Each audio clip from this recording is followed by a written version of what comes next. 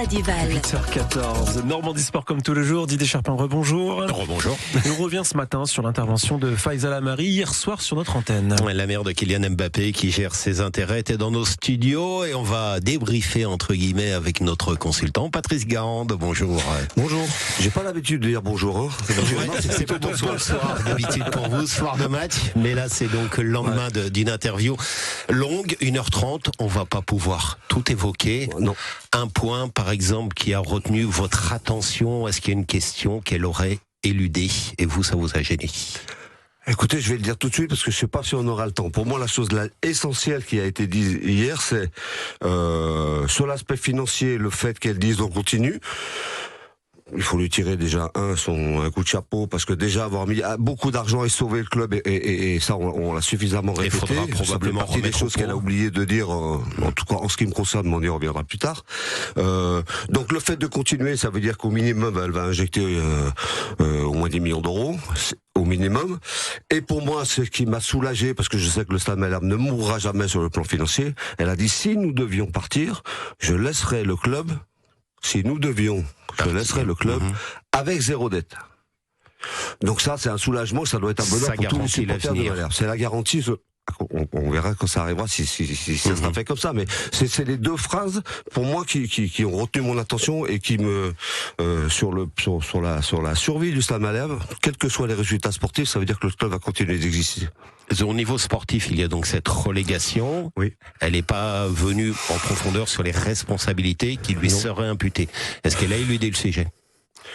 Alors écoutez, sur le plan, autant tout ce qu'elle a évoqué sur le plan financier, je suis en phase avec et je l'ai trouvé même très respectueuse de la façon dont elle a dit les choses parce que voilà, ils ont mis beaucoup d'argent et encore une fois ils ont sauvé le club. Après, je suis pas du tout en phase avec l'analyse sur le plan sportif et même si elle s'en est offusquée par rapport au fait qu'elle a trouvé que c'était respectueux, mais je voudrais juste lui signaler et lui faire passer le petit message, c'est que j'ai une toute petite légitimité avec le Stade Malherbe et dans ma carrière d'entraîneur, puisque je suis le dernier entraîneur, je vous rappelle quand même, à avoir été l'entraîneur de ce club en le laissant 5 ans en Ligue 1 et en étant monté en 2 ans. Ça, c'est une chose.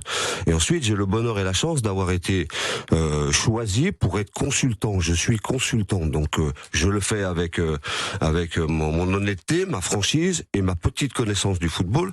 Et quand j'analyse un match, je dis ce que je vois. Quand c'est bien, je dis que c'est bien. Quand c'est pas bien, je dis que c'est pas bien. Les joueurs, je connais le mécanisme et donc voilà, j'essaie d'être le plus juste possible avec un a priori positif parce que j'aime ce club, je suis un supporter, c'est-à-dire qu'il faut aussi qu'elle pense que moi je lui manque pas de respect et que chaque fois que je commente que je suis avec Olivier pour commenter un match du Stade Malherbe, je suis heureux quand le Stade Malherbe gagne. Ça ne me plaît pas que le Stade Malherbe ne gagne pas. Ça s'entend à l'antenne, votre passion. Donc voilà. Et quelquefois il m'arrive d'être dans des situations comme celle que l'on a vécue cette année et notamment après le match de Martigues, même si on savait que ça c'était pour moi acté depuis longtemps, quand on descend, j'ai un tout petit peu d'émotion, ça me fait mal. Et c'est là que vous avez parlé par exemple du fait que le président Ziad Hamoud est à Madrid. On va dire, il préside en télétravail. Et pour vous, c'est inconcevable. Oui, mais j'attaque pas les personnes. Elle a expliqué qu'elle a mis en place des gens et un fonctionnement, qu'elle n'intervenait pas là-dedans. Bon, même si elle a expliqué, elle est intervenue sur Alex Mendy.